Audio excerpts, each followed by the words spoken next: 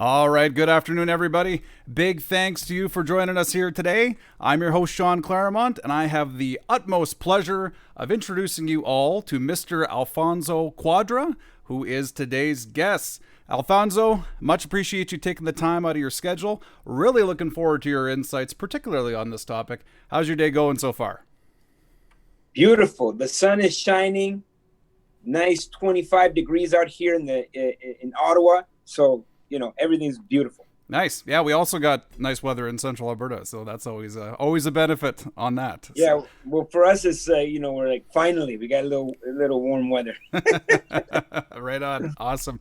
So, to anyone who is not aware, Alfonso is the leader of the Quadra group of companies. He's a serial entrepreneur, real estate investor, speaker, author, success coach, philanthropist, and just really an all around pretty great guy. So our topic of discussion here today is on investing into apartment buildings, and I think it's pretty important that we do dig a little bit into your background for our audience, Alfonso, just so they can kind of get an idea of yourself, where you came from, your background, experience, that type of thing. Sure. Sean, first of all, thank you for having me on the show. I think it's a really great platform, and we were having that conversation earlier. I think. All these different podcasts have been a birth of this, COVID situation that we've been in, and is causing a lot of people to just explore these type of platforms. And you happen to have a really great one, so I had an opportunity to watch your other shows, and really great questions, and so thank you for having me on the show. Always appreciate it, man. Now, okay, I won't get too much into my story. Originally from El Salvador, Central America. I was actually in two different civil wars, El Salvador and Nicaragua. We came here to Canada as refugees. In 1986, I was 9 years old. I had some issues kind of going into school, got frustrated, ended up leaving school at 15 years old. Leaving home as well, and being homeless at 15 years old, panhandling for change, had some really dark moments. Just like everyone, I'm sure everybody watching this program right now has had a dark moment at some point in their life. I had a life-changing moment at 17. At 17, I became a father. Happy Father's Day coming up.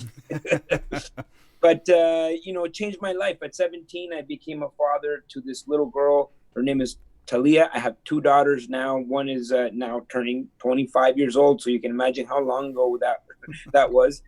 And my second one, Alicia, she's 14 years old. So that kind of changed my entire perspective on life. And I stopped blaming the world for my problems. And I started to, wanting to do something with my life and wanting to do something for this little girl. And so I started a business at 17 as a result. And it was a clothing business. I was selling, T-shirts and jeans from my backpack in high school. So I went back to high school. And by the time I was 20, that business was across Canada, multi-million-dollar business. And I thought I was like on top of the world, until 9/11 hit, which, of course, it was a big tragedy, and lives were lost. But for the business world, it was a mini contraction, and I was just never used to a mini contraction, and I really felt it, and I almost lost everything. And so by the time I'm almost now I'm almost 24 years old. I'm pretty much at a point where I'm almost going bankrupt. And I realized how vulnerable you are when you're in business, and just business alone, or where you just have one source of income. You're vulnerable to the way people deliver products, new products, technology, what have you. And, I wanted to create a second source. So I went back and rebuilt my business, but I wanted to create a second source of income that was indestructible, Armageddon proof. And this is why I got into real estate, in particular, the multi-units. And I didn't really know what I was doing at first, but I really, really invested in myself, in getting educated. So 2008 came, and I was ready to take action, because 2008, as you know, was our last recession. Yeah. And specifically in the apartment building part of things, the lending had really contracted. It really tightened up. Exactly what's happening today. Yeah. And I was forced to learn and negotiate. And this is the beginning of, really expanding my mind.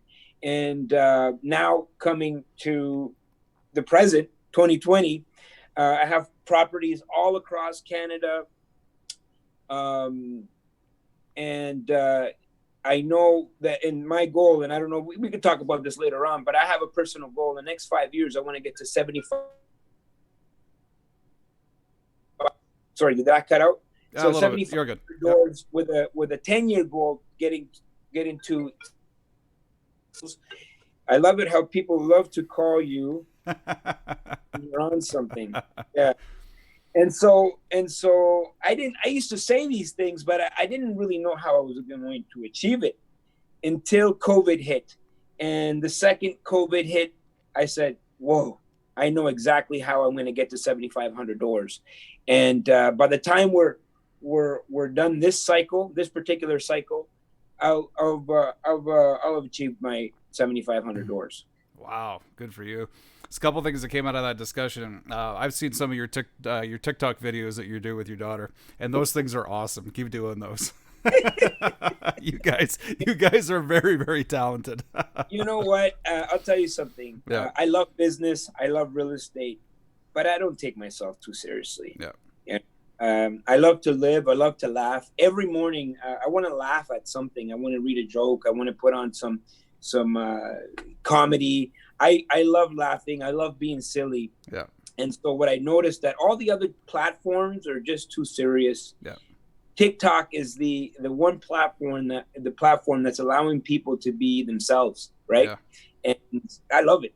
Yeah, and there's been an explosion of content on TikTok like these last couple months, especially because I think I think a lot of people have been able to utilize it as a platform to share kind of share those smiles and kind of share those laughs with everyone, right? And I mean, this is definitely a point in time where we've needed it, right? So yeah, and I love it for business. People are like, you got TikTok? That's for kids. What can I tell you? The more authentic you are with your audience, your people, your investors, everyone, I think that is definitely for business. Yeah. Right. And progressive thinking is definitely the way you have to go, particularly when it comes to technology. I mean, I remember my company, back in, I'm going to say 2006, 2007. I mean, there was like a company-wide Facebook ban, right? Because all they could see is, our employees are going to be sitting on it and wasting time and stuff like that, right? And it's amazing how, as time has gone on, I mean, social media has become a very important channel for any organization, right? It doesn't matter if you're large or small. So. Yeah. Well, think about this for just a moment. Like right now, we're on this broadcast, right? And you're doing it from home. I mean, you have a mobile broadcasting station to your disposal with all the logos, all the writing, everything that before it used to take up a whole building. You needed a whole broadcasting station, like you'd have to go a whole studio. Now you can just do it from your home. And we can get information out there, whether it be positive or negative. It really, people can do whatever they want. I just choose to be someone that, shares positive energy. Yeah. That's awesome. Good for you. Well, loving the content, particularly since COVID. I've watched a lot of your videos and I think they're fantastic. So keep doing what you're doing. You're fighting the good fight. So. Thank you, Sean. So when you were when you were evaluating kind of all the various real estate investing strategies and asset classes, what were kind of your contributing factors to ultimately deciding on, the multifamily apartment building buy and holds. The other thing I wanted to make mention of too, sorry, and I should have said this earlier, to anybody who's tuned in, because it looks like we got a couple people on the stream already. If you guys have any questions for Alfonso, right, particularly related to the topic of discussion of investing in apartment buildings, please do put your comments in the chat, and then basically at the next most opportune moment, we will make sure that we address those as well. So my apologies, off to you. Yeah. So, I guess the essence of your question is, how did I get into the asset class, the apartment building, and that's a really good question, because someone's going to be watching your show. It's probably because they're either interested in real estate or interested in business, or they're just curious. They're just like, oh, this real estate stuff sounds interesting. And so what happens usually is that people tend to operate based on their current situation. So your current income, your current credit, your current job, whatever it is, right? And so we tend to purchase real estate based on what we can afford. And that's the first mistake, right? If you're only buying what you can afford, well, so is everybody else, which drives up the prices of real estate. As you know, supply and demand, that's like business 101, right? Yeah. And so what happens is, that single door, that single family house, the condo, or what have you, or the 2Z or the 3Z, this is the most expensive piece of real estate per door that you can get, right? And so the reason that is because the value is based on emotion versus numbers. Right. And what happens is, as you start to get up in the doors, get up in apartments, get up in the units, the price per unit reduces. And so to me, it's just logical. You have more people paying down more of the expenses. Now, why doesn't anybody do this, right? The reason is that they are scared, because most of us tend to operate within our current circumstance. We can't see the future, right? We can't see where we're going. And usually what happens is someone spends a lot of time with the 1Zs and the 2Zs, figures out at some point that that's a lot of work, and then they level up to like 4, 5, 6, 7. To me, that step happened right away for me. And then I realized that a 7-unit building is actually less work than the duplex or the triplex. And so I said, well, what about a 10-unit? And then the first time I bought a 10-unit, I was like, whoa, that's less work than the 7-unit. More money, easier to manage. Yeah. So then I remember the first time I leveled up to a 13-unit. I was so scared, Sean.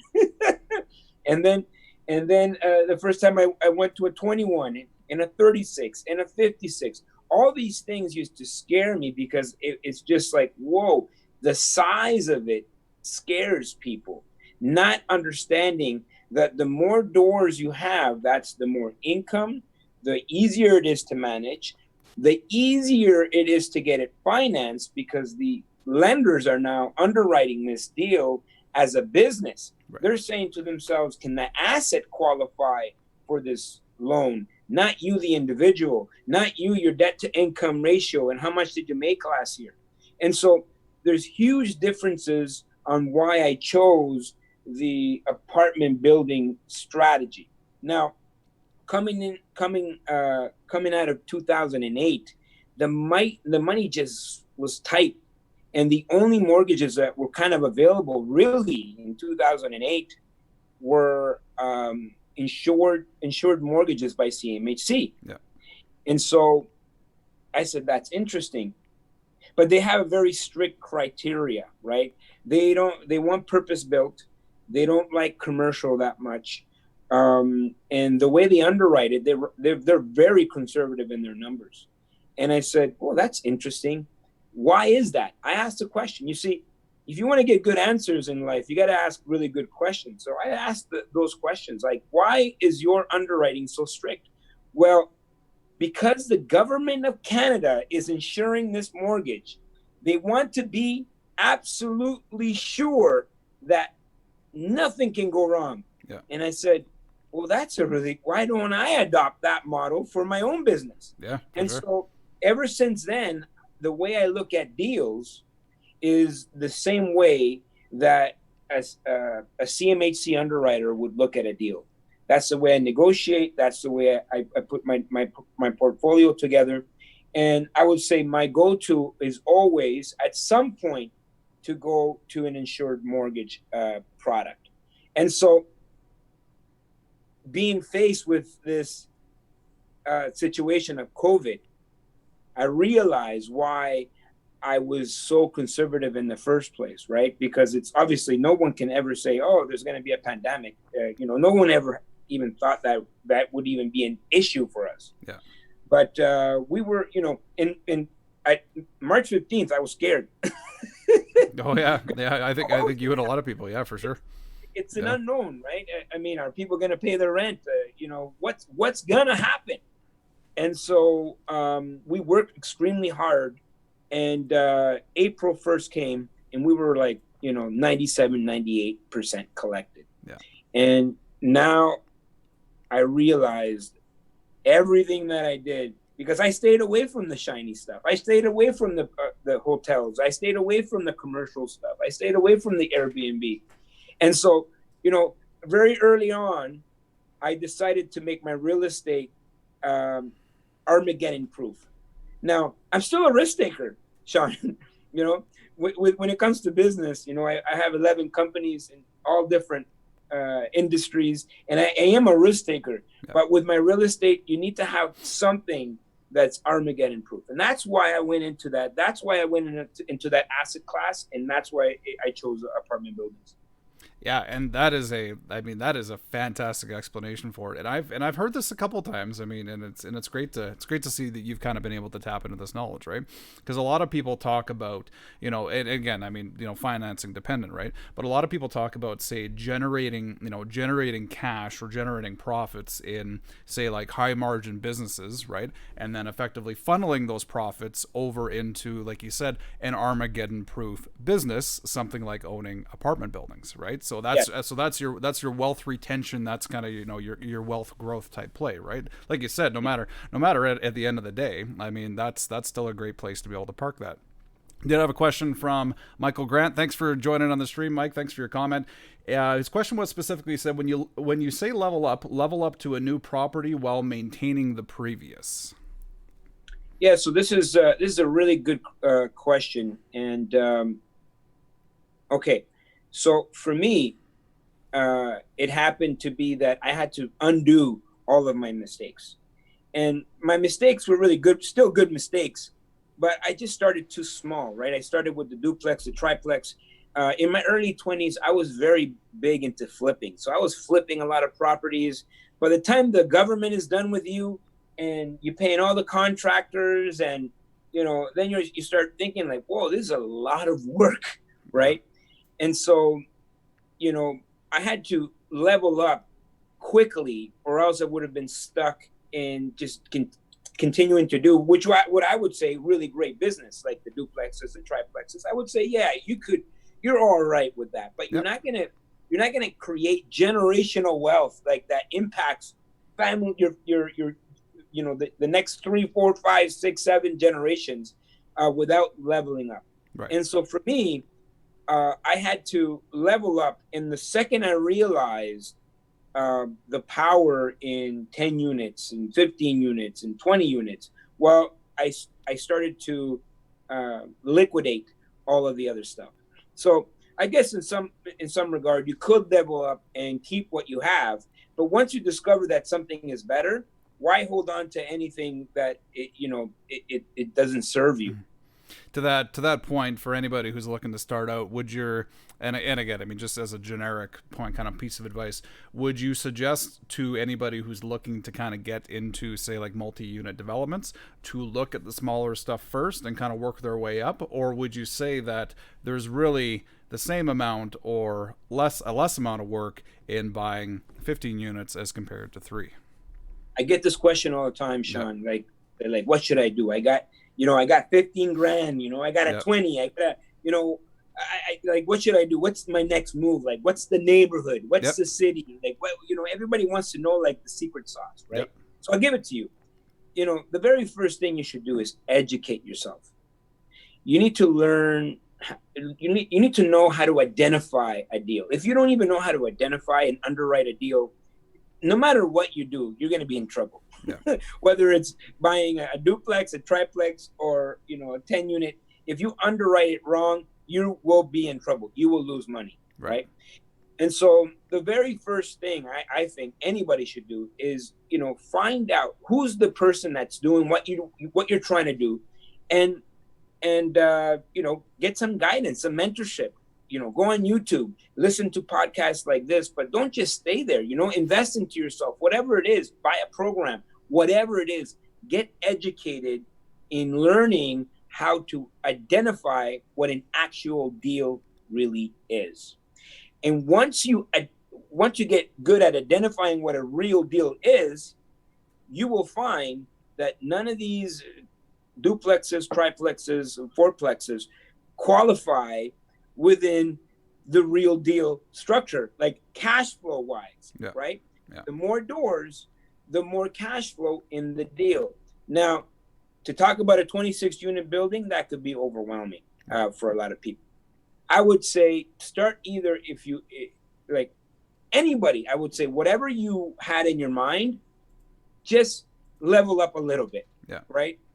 Get outside of your comfort zone. So if you thought you wanted to buy a duplex, go for like a 4-unit. If you wanted to start at a 5, well, why not start at a 7 or 8?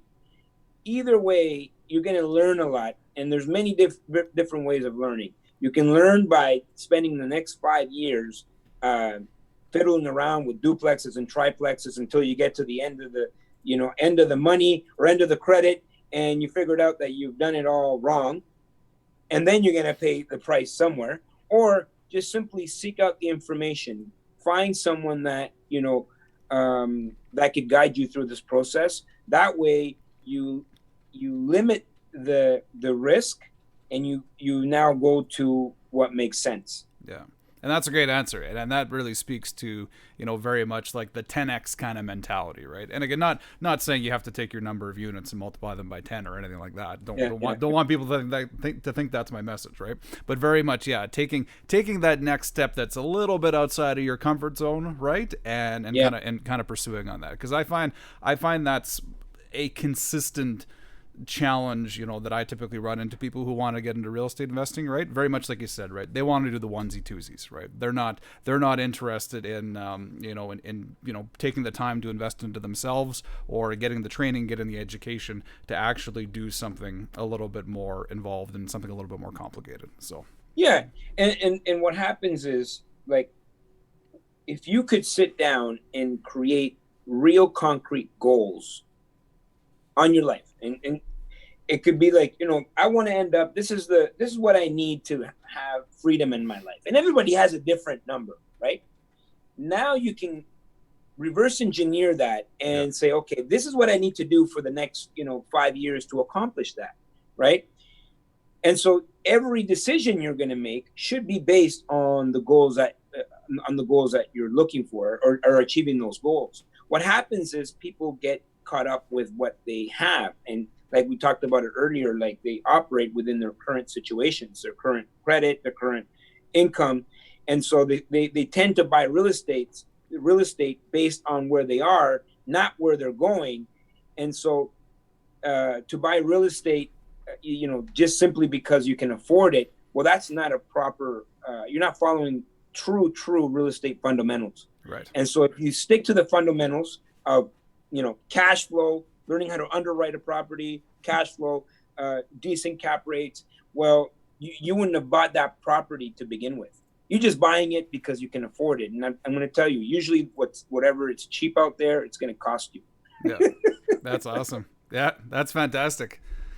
Looking, just kind of a follow-up question from Michael. He's asking, can you elaborate on underwriting? So probably specifically speaking to kind of like what you had mentioned about CMHC. Well, that would be a little bit more complicated, right? So this is Michael. I'm gonna give you just a brief Yep, kind of synopsis of it. for sure. You have all properties start with income, gross income, and of course you want to take into account all the different expenses that you have. You have vacancies, you have repairs and maintenance, property management.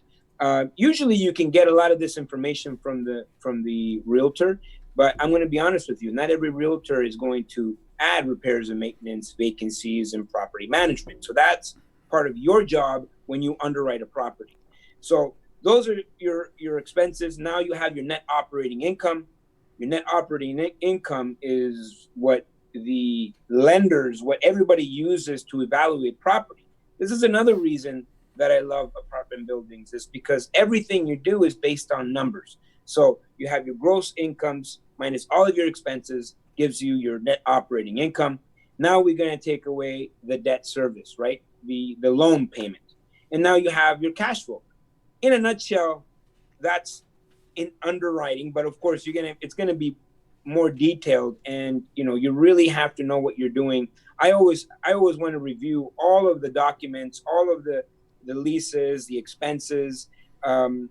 This is where I spend a lot of my time in the due diligence, and you'll be surprised what I find. Most of the time, sellers forget to disclose certain items, realtors or what have you. So you really have to get good at underwriting deals. Now, if someone needs anything on further more explanation, by the end of this, they'll be able to contact me. I'm sure you'll put my email somewhere. Yep, you betcha.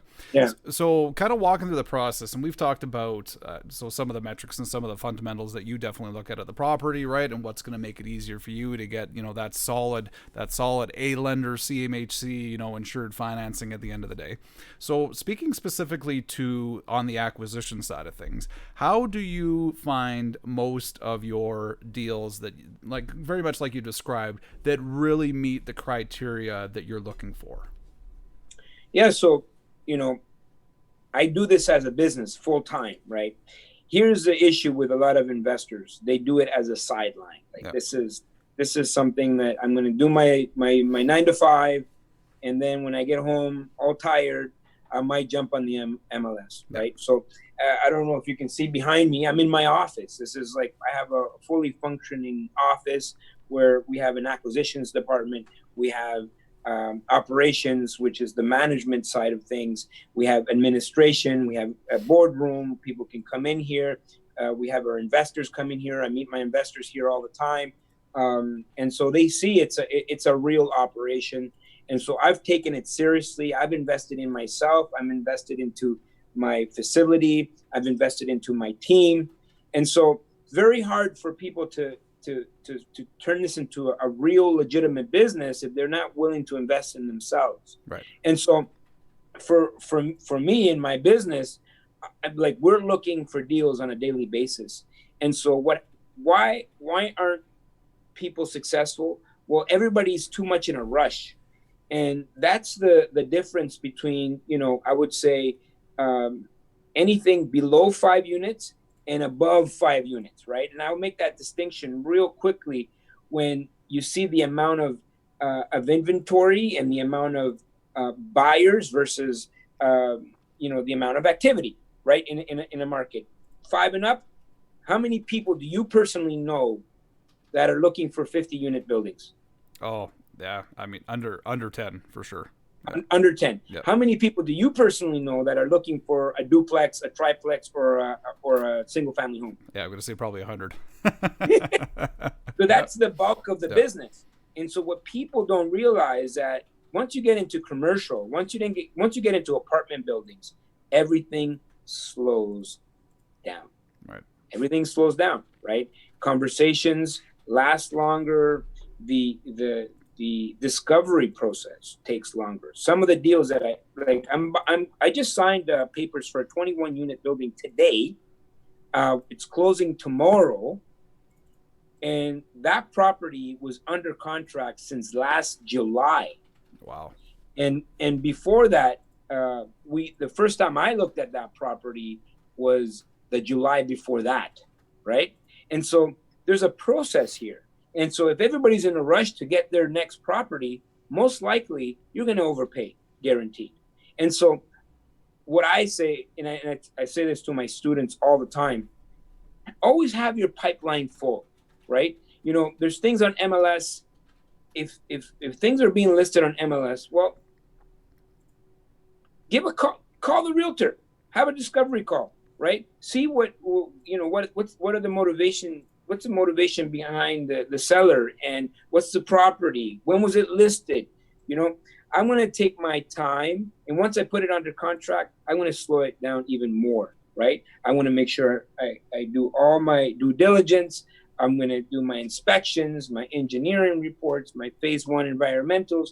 I'm going to do everything the right way. I'm not going to rush. Some of these things in the conditional period, it could take 6 months. You know, CMHC takes about 4 to 5 months to roll out, a mortgage. And so, you know, in under 5, everybody's in a rush. If you're in a rush, you're going to overpay. Above 5, everything slows down. And the more units, the more control that you have. That's what I enjoy about it, right? And so, you know, that's kind of like how I would say we turn it into a daily activity at looking at properties, but doesn't mean that I'm buying properties on a daily, every single day. Yeah. Sometimes it's just simple discovery. It's like, hey, who's the seller? Okay, let me know. Let me see how this goes through the summer, right? Let me see that, you know, just listed. Okay, you know, I'll call you back in 2 months. Keep me in mind. Let me know if it doesn't sell. Oh, it's under contract right now. Okay, let me know if something happens, right? So I poke my nose in, and then I just allow time to happen. I'm not in a rush. Remember, whoever needs the deal the most will probably overpay. That's right. Yeah, and that piece of advice you gave about keeping your pipeline full. Yeah, I mean that is, again, what a great, fantastic piece of advice. I'm sure that you find that a lot of your day is probably having conversations and networking, and just kind of getting the word out. Right. I know that even for myself. I mean, you had kind of mentioned about taking it from a part-time passion to all of a sudden kind of a full-time endeavor. Yeah, I mean, my entire day is almost inquiries, right? There's people looking for money. There's people that got deals they want to sell, right? There's people that got money they want to lend, right? So in a lot of instances, you kind of become the, you know, almost like the traffic cop, right? You're just kind of directing traffic, you know, every which way, and making sure that, you know, things need to get in the hands of the people that can execute on it. So, well, you know, we've turned it into a business. Yeah. Right. And it's a legitimate business that has like profits and, you know, teams and people, and, you know, the better I become as a leader, the more investment that I make on myself as a leader, the better my people are, and the more efficient that the organization functions. Yeah. And so this is why, you know, March 15th, as you know, March 15th, like, the world will never be the same after March 15th or 16th or whenever it was, you know? And I was actually in Saskatoon when this happened. And I remember thinking, I got to get back to Ontario. I don't want to be stuck out here, right? And, you know, I have a lot of things there, but I need to be in my headquarters. I need to see what's going on. I have a responsibility to my investors. I have a responsibility to my staff, to my lenders, to my tenants. And so I went right into action mode, and we started communicating with everyone on a daily basis. That's what a leader does, right? We need, as leaders, we can't just hide during these moments. And this is why during the COVID, we were able not only to thrive, but outdo what we thought we would have ever done if it wasn't for COVID, right? Yeah. And since March 15th, I knew nothing was ever going to be the same again. And so I was able to go into action mode, and that's a team. That's a business. We have a business. I'm accountable to everyone here, the staff, the tenants, investors. I cannot let anybody down. Yeah. So a lot of people that are out there trying to start their own business. Imagine, you know, if you have someone that you're going to invest in that does this as a sideline, well, you know, what's gonna be the priority, their job or the business? Yeah. And so at some point you're gonna have to dive right in. You know, maybe not at the beginning, but at some point you have to dive in and live and breathe real estate, which is what I did a long time ago. Yeah, yeah, exactly. You got to take that leap of faith. One thing that I really liked that you mentioned there is very much the action taking that you know that you basically implemented as part of your own strategy and part of your own business. Because I think that the true winners from, let's just say, even from a business aspect, right, are going to be the people that accelerated their rate of action taking during COVID instead of treating this like a somewhat unexpected holiday. Because I saw a lot of that too. Oh, well, you know, I always tell people there's three types of people, right? There's the contractors. There's people that just run for shelter, right? People that see what's happening and they're like, oh my God, the world sucks. It's over. That's it. We're done, Yeah. right? Then there's the spectators. They're like, oh, I'm just gonna watch everybody destroy their lives or whatever. Yeah. Then there's the people that actually are going to expand during this time. And before COVID, now I'm going to be honest with you, Sean, right here on your program and say that, you know what? I also suffered of this, right? You know, I was traveling all across North America on stages. And whenever it came to learn something new, if it wasn't very specific to what I was doing, I would say I have no time, Yeah. right? And we have been given the most beautiful gift, which is time, which is why you want to do real estate in the first place, right? You want to create time for yourself, right? And think about what a beautiful gift all of us have been given as a humanity, right? Some of us have a little bit more time than others, but we all have time. We're all working from home. And think about what you can do with that time. I did a video on my channel. I don't know if you're subscribed to my channel, but I suggest that you should, because I do a lot of these types of videos and I kind of share what's happening in my life. But I talked about the return on investment on COVID-19, Yep. right?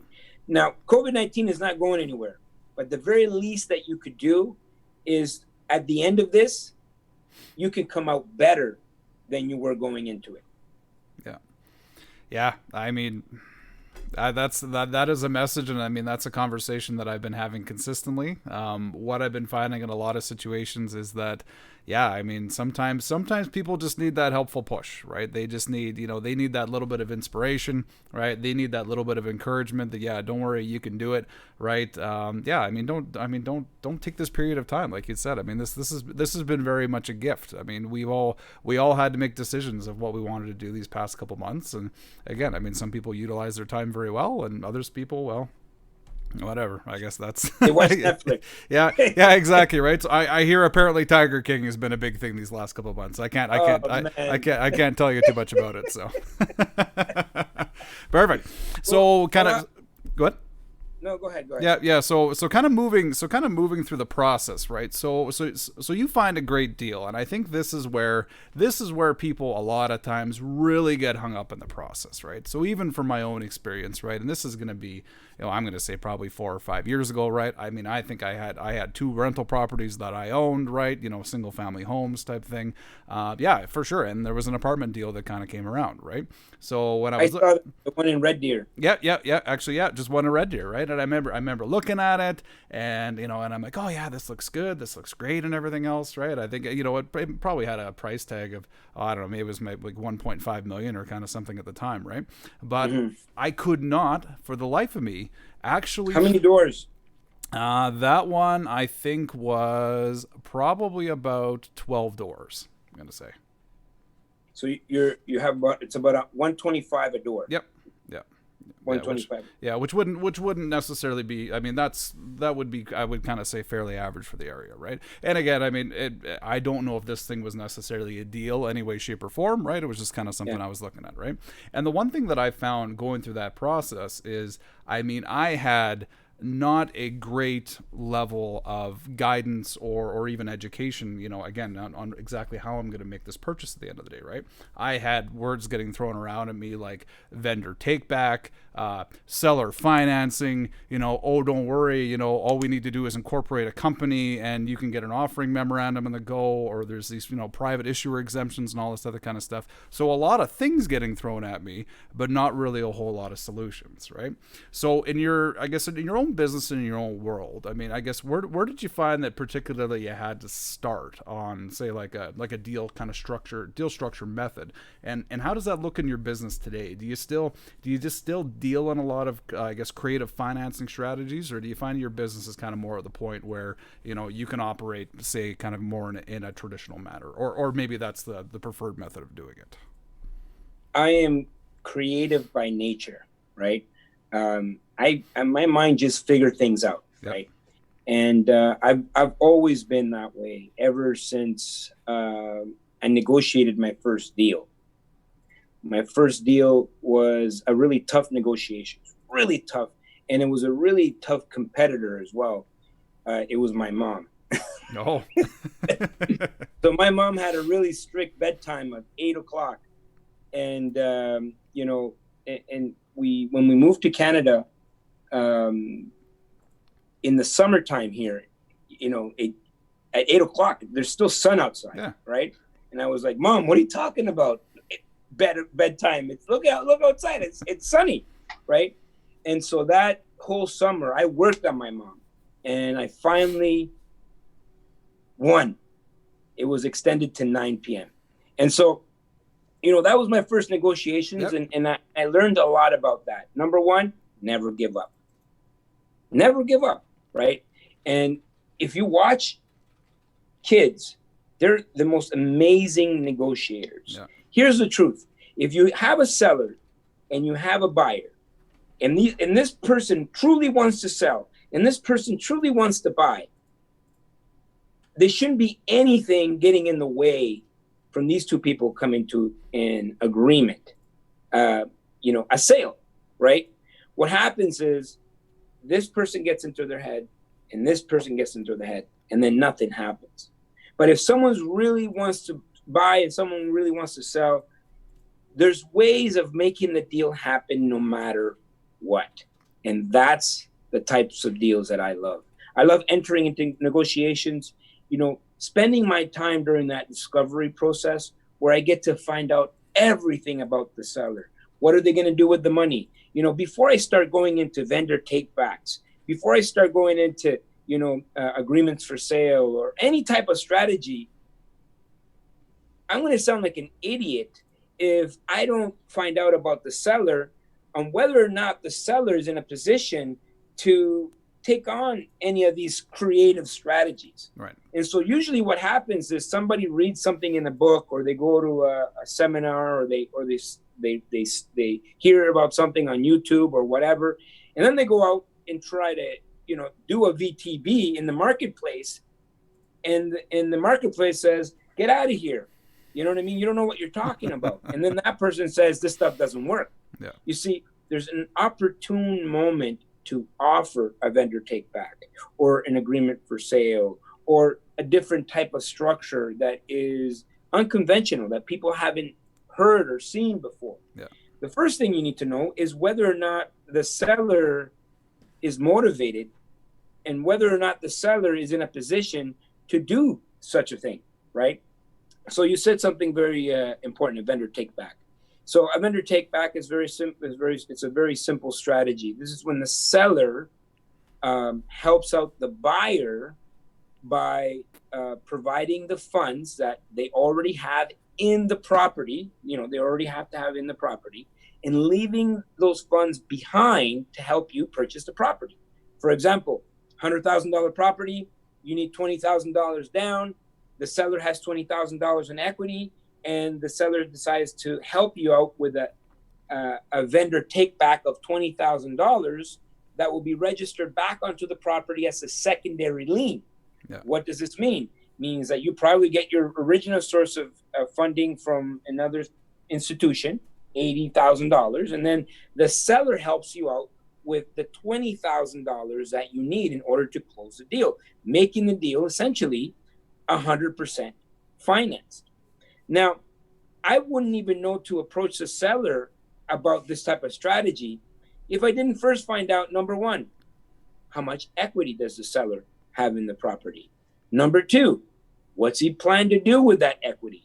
Because if he needs to, liquidate his full equity because he wants to move to Tahiti, well, he might not be in a position to offer that VTB to you. You see what I'm saying? Right. Yeah. And so a lot of the time, everybody's in a rush. They ask the wrong questions, and they get into situations where the person is insulted, and they tell you to go to hell, when really all you needed to do is spend a little bit more time during a discovery, finding out all the needs and problems of the seller. So in your mind, if you want to be successful in real estate, you need to look at yourself as a professional problem solver. And if all sellers, they're selling for a reason. You just got to discover that. Sometimes you might have to educate the sellers on all the benefits of doing a vendor take back. You see, most of the time, everybody that gets into real estate, when they get into negotiations, it's always about me, me, me, me, me. What am I going to get out of it? Right. That's exactly what happened to me. The very first time I read it in a book. I read it in a book, vendor take back. I had my book, I had my, my vendor take back. I had it here, I highlighted it, I had the page, you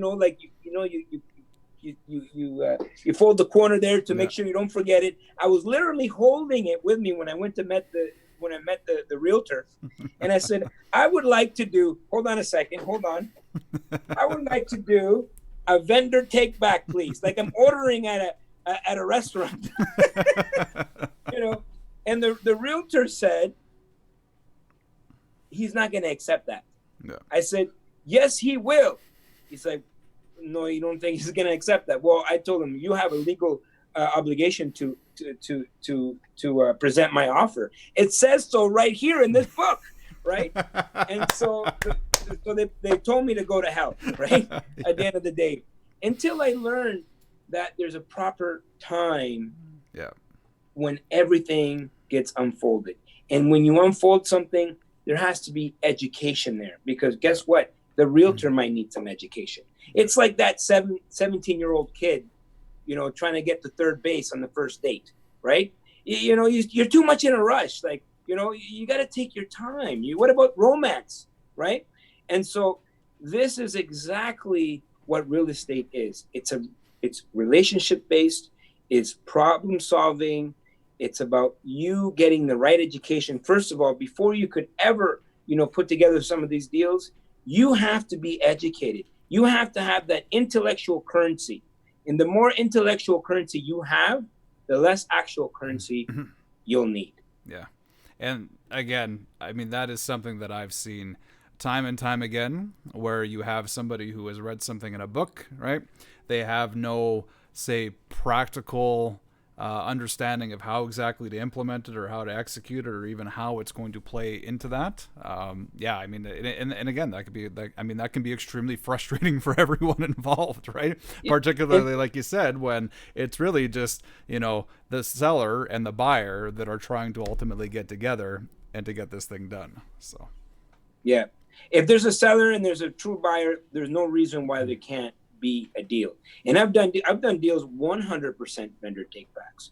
I've bought apartment buildings that are 90% vendor takebacks, or 75 or 20% vendor takebacks. It really doesn't matter. If I really want the deal, I'm going to buy the deal. Yeah. Just going back to CMHC and just kind of some of those questions. Now, I know again, like when you talk about, say, like a single family home or kind of, again, that asset class, right? One thing that seems to be fairly constant is that anytime there's a mortgage insurer involved, right? Whether it be CMHC, Genworth, Canada Guarantee, kind of any of those guys, usually any hint of kind of any sort of like creative something going on type thing, right? We'll typically send the mortgage insurer packing. For a lot of the strategies like what we've talked about, do you find that, again, in this type of asset class, the mortgage insurer is more than happy to participate, or do they still kind of, I guess, draw certain lines on what's acceptable and what's not? Good question. I'll say this: when you're looking at commercial lending, it's more about the asset than anything else, right?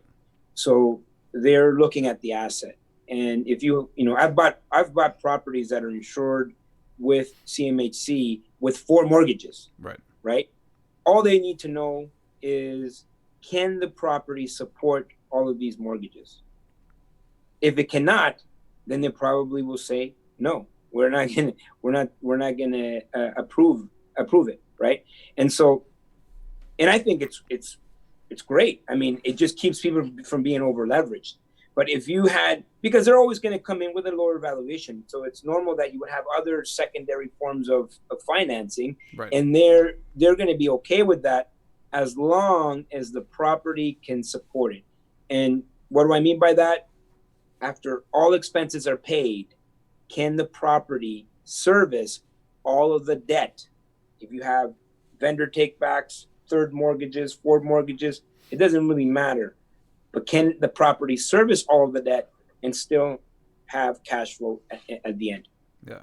Oh, that's fantastic. That's great to know. I think that's, again, one of those things where there's a real misconception, particularly say in that asset class, or once you kind of get into the commercial lending side of things. So, well, the reason for that, Sean, is because lenders, and you have to put yourself in a position of a lender, right?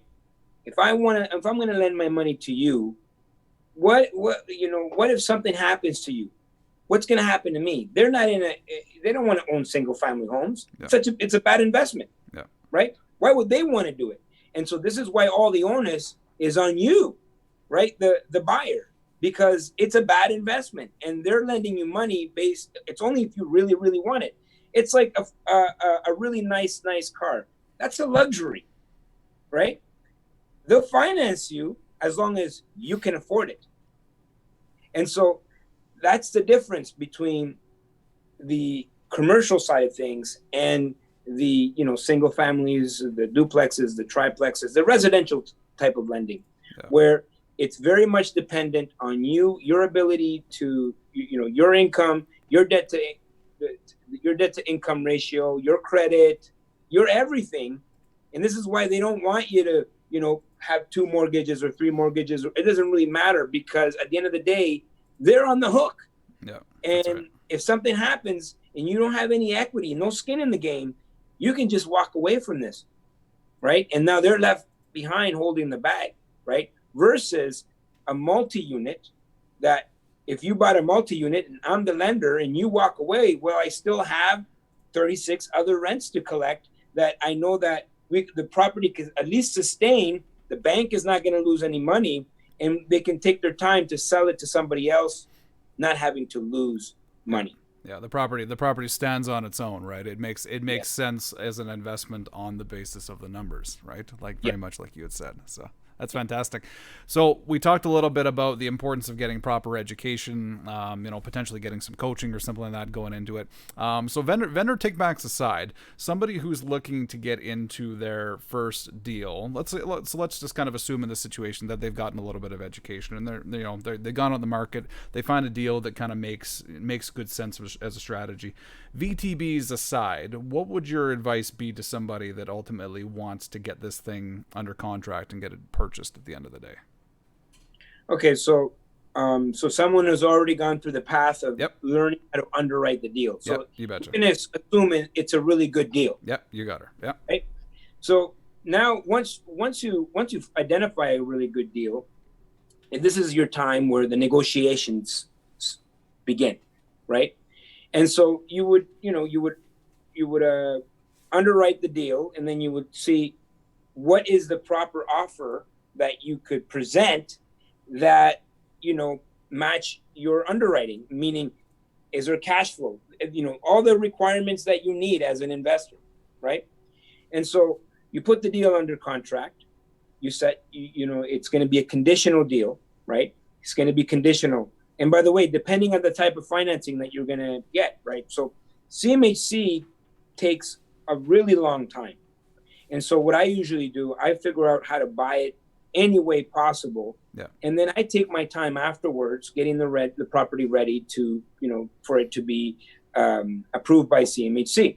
And so that could be a year later or a year and a half later. So the seller may not be in a position to wait for me for a year and a half to get an approval from CMHC. That's right. Yeah. So I have a conditional offer. It's going to be conditional on reviewing all of the leases, the expenses 3 years back. I'm going to have inspection on there. I'm going to need a phase 1 environmental. If you guys don't know what a phase 1 environmental is, definitely something that you should look into, because all commercial lenders require for you to have a phase 1 environmental. You can Google it, see what a phase 1 environmental. Some lenders are going to require for you to have an engineering report, which means that the property has, the structure of the property is sound. You're going to have financing conditions, and in residential lending, in houses and duplexes and triplexes, the twosies and the threesies, pretty much you get 10 days to do all this, right? It's not unusual for commercial residential for you to have a 30-day conditional clause in the agreement. That's not unusual. You need 30 days to get, to make sure you have all your financing and, everything in place. Now, I do all of this before I even go on the property, right? When I step foot on the property, I've already reviewed all the documents. Before we even get to the property, sometimes there's mistakes in the numbers that were presented. Water bills that, they said the water bill is going to be X amount. By the time we've done doing our analysis over the past 3 years, it turns out that no, that was not true. And so that's the due diligence. That's the part where you're going to spend a little bit more time. Then I'll go to the property, and that's when the real negotiations begin. Because after I've ironed out all the numbers, I know I have all my numbers, I know exactly where I am with this deal. I'm going to go on to I'm going to go to the property, and then I'm going to really look at this property like with a microscope, right? Like, my inspection is going to be like, I'm going to have the window person there. I'm going to have the inspector, the roofer, the foundation. I want to check everything out, right? Because I'm making a decision. And usually, and I'm going to say mostly, I'm going to find things that I can now go back and renegotiate. Yeah. So this is where the harsher negotiations start, because I've now seen the property. You see, people want to go into the deal and lowball right away, but you haven't even seen the property. You know what I mean? You haven't even walked through the property. How can you be lowballing? And because this is an emotional sport where people's emotions are tied to real estate, maybe they bought this, it was like their baby. You wouldn't appreciate someone coming along and pointing out how ugly your baby is. And so I'm going to do everything with class. I'm going to be respectful. I'm going to, I'm always going to tell the sellers that it's a beautiful property. I love it, but these are some of the deficiencies, and this is why I need a price reduction. Yeah. And and I've been in situations that, we do a walkthrough, price reduction. We do we look at all the numbers that were presented, price reduction. I do an inspection, price reduction. Oh, the inspection catches some issues in the foundation.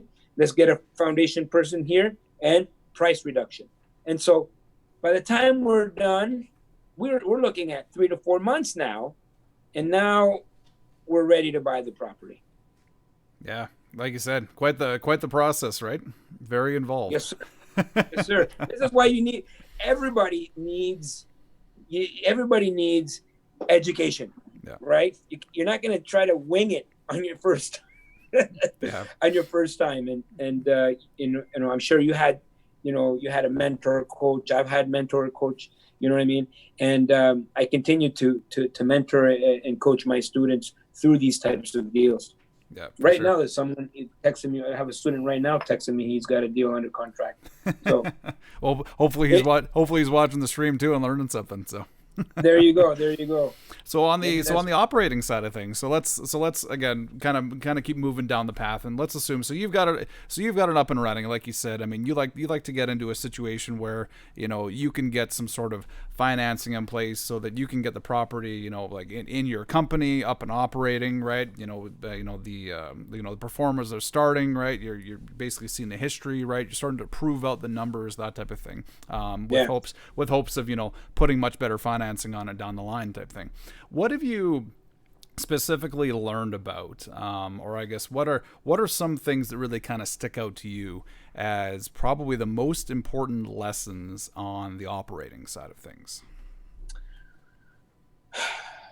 I probably have a lot. Why don't we say top three? So I'll go with top three. okay. Well, start with this. The reason why people invest with me in our company is because we're really good operators. In fact, we're really great operators.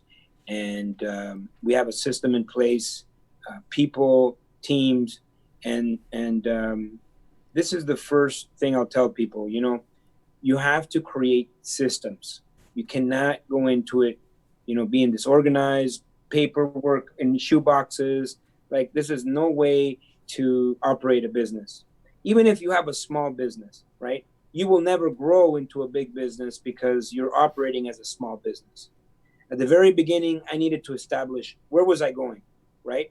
And so I told you, at the beginning of the interview, my goal for the next 5 years is to get to 7,500 doors. Wow. My goal for the next 10 years is to get to 75,000. So how am I going to achieve that? Well, I need to have a company that could support 7,500 doors.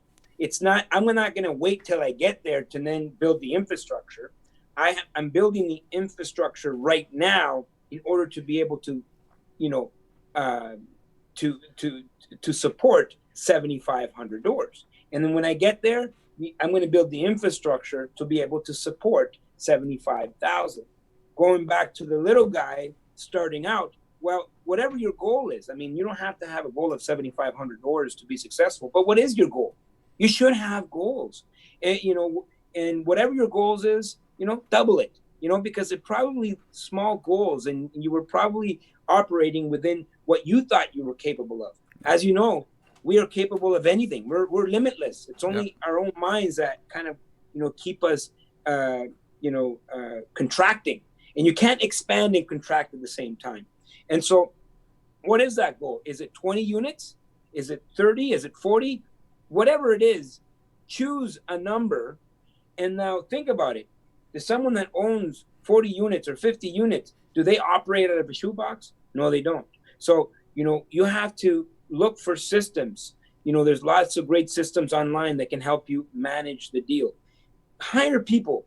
I'm not afraid to hire people because now it relieves my time to do the things that are really profitable in my business. Yeah. Here's rule number one when it comes to operations. And this is a personal rule, but if you remember this one rule, this one podcast is going to be worth millions. I'm telling you. But never represent yourself as the property owner. Never represent yourself as a property owner. Now, I made that horrible mistake back when I was getting started. I'm the owner. I'm so proud. I mean, people get so proud, right? Yeah. But share it with your friends, share it on Facebook. But when you are on the property dealing with your tenants, you should always be the property manager. Right. Yeah. That way you can now talk with people and you're just someone there that works. You've been hired, whatever they ask you, let me check with the owners. Let me check with the owners. Let me check with the owners. Now, when I learned that, my life changed. Now, I mean, people right now, as they're watching this, they're managing 3 or 4 units and they're like, this is horrible. I can't even manage 3 or 4. Alfonso has hundreds across Canada. And how is he doing it? Well, you know what? I'm never the owner. You know, when I can step on any of my properties, not one person will know me as the owner. Right. And sometimes people will come and ask, and I'm say, well, I'm just here to clean. You know, I'm here. I'm the insurance adjuster. Yeah. It really, really doesn't matter. So, number one, never represent yourself as the owner. Number two, you know, don't be cheap. Hire people. And number three, get yourself a system. Get organized. And the more organized you are, the more people you can hire, the more properties you can support, and then you'll reach your goals in no time. Like you said, there's $1 million worth of value right there. So, and I think I'm telling you, it is like that's from my experience, right? I'm not telling anybody what to do, but you know, that's from my experience. Wow, that's awesome. Thank you very much. That's been a lot of great information. Going back to goals here, really quick. I realize we're over an hour. Didn't even feel like it. So, so what? Did we do the Joe Rogan? Did we do the Joe Rogan? So, and for anybody watching too, just so you know, we are actually going to get Alfonso back here probably in a couple months because he's got an amazing story. I mean, particularly on his journey as an investor. So we're going to do another call where it's just going to be, you know, very much where he came from, you know, everything he kind of learned along the way and everything else. So, and we'll do a big kind of segment. What was that? My pleasure. Yeah, fantastic. And we will definitely do a kind of a big segment on goals at that point in time. But as it relates to it right now, so you had mentioned, you know, you want to scale up, you know, so you want to scale up to that $7,500 mark, right? You eventually want to be able to get to 75,000, right? Any other kind of major future goals that you have, either in your business or your life type thing that? Absolutely. Thank you for asking. I almost forgot. Yeah. So I've been doing this. So I've been a trainer, a teacher, a coach, a mentor, a professional speaker for going on 15 years now. And my passion is teaching people, changing their lives, and creating financial freedom. And why do I do it? I do it, for my grandkids and my great grandkids. So they one day, they'll Google me and they won't see all the stuff that I bought, all the units, all the apartments. They'll see all the lives that I changed. That's why I did this. That's why I'm doing this show. I'm hoping that someone can get something out of this show that is going to be impactful in their life. Yeah. When I was 15 years old, no one was there with that information. And it's really, really valuable information, financial literacy, personal development, public speaking, sales.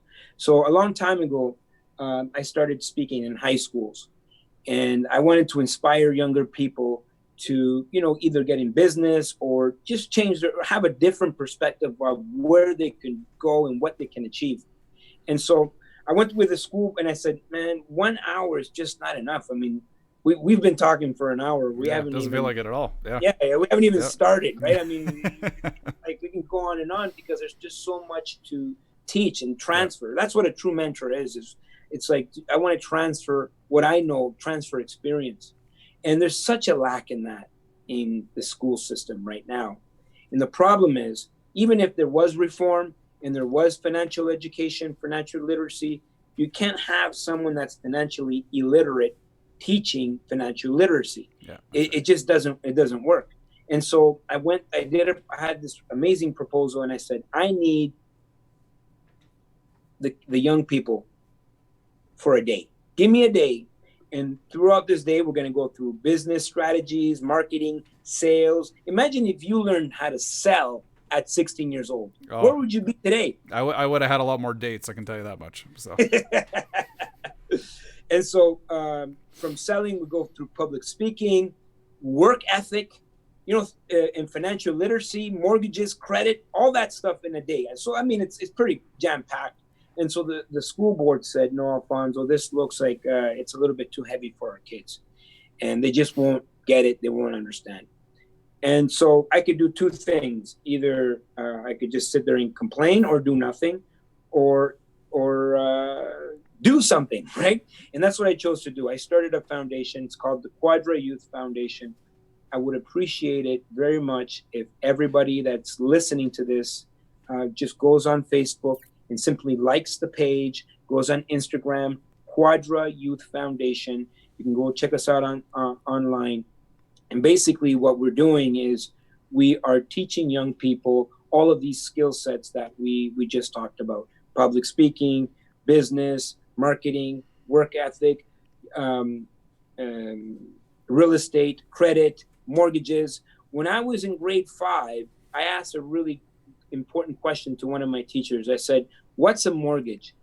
And you know what the teacher said to me? You won't believe it.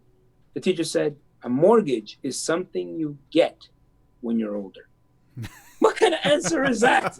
You know, and the reason is they didn't have the information. They don't have the resources. By the way, I really appreciate all our teachers. I mean, they're working extremely hard, but they have no tools. They have no resources. Yeah. So our foundation is an event-based business that we go anywhere in the world where there's young people and they need to learn this information.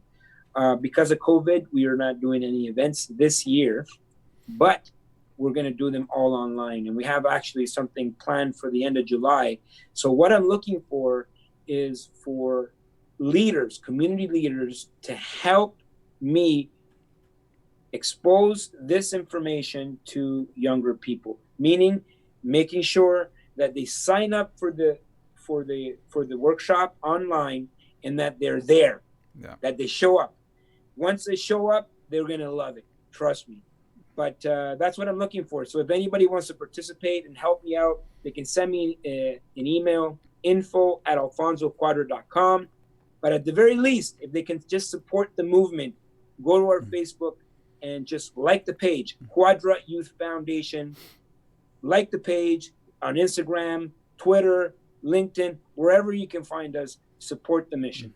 That's awesome. And that is an extremely, extremely noble cause. Just so everybody knows, my wife, Jennifer, she's actually put the Quadra Youth Foundation links in the comments as well. So you can find some of that information there. Beautiful. And of course, feel free to follow up.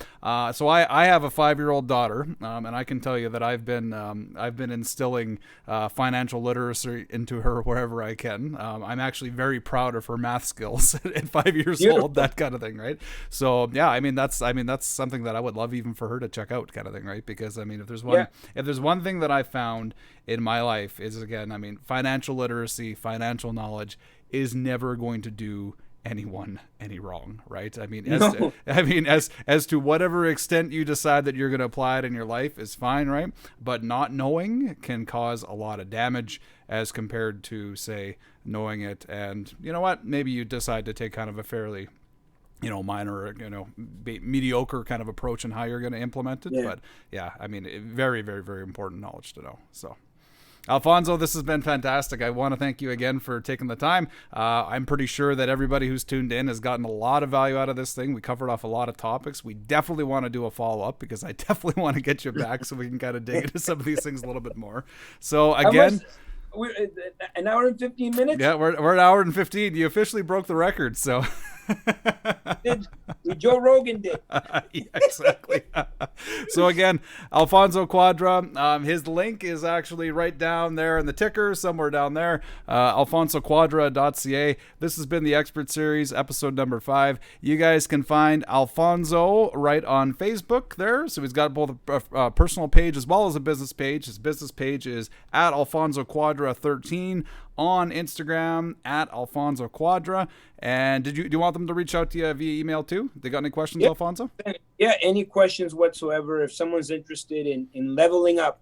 Perfect. Okay. Well, let's have that conversation. Yeah, and we'll make sure we put your email address in the comments as well, just because I don't have it handy. So info@alfonsocuadra.com.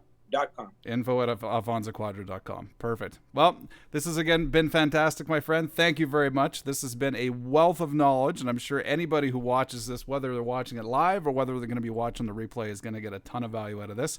Want to thank everybody again for taking the time out of your day to spend some time with us and learn about investing in apartment buildings and the various other topics that we've kind of got into as well. So again, your host, Sean Claremont, our special guest, Alfonso Cuadra, and we will see you here soon.